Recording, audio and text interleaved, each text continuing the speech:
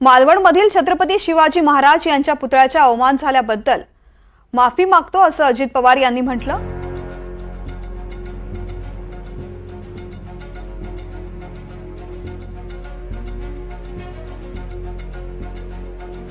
महत्त्वाची बातमी आपण पाहूयात। बैठकीला विविध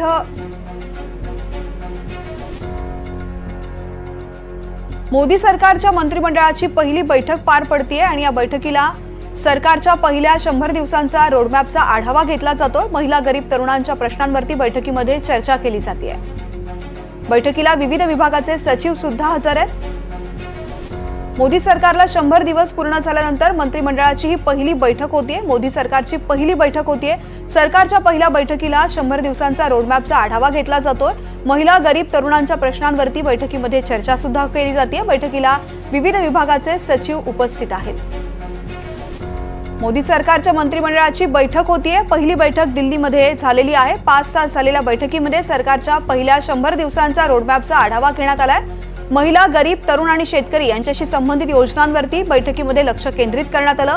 बैठकीला विविध शासकीय विभागांचे सचिवही उपस्थित होते। अधिकाऱ्यांनी 100 दिवसांच्या अजेंड्यावरती केलेल्या कामांचा अहवाल या बैठकीमध्ये सादर केलाय।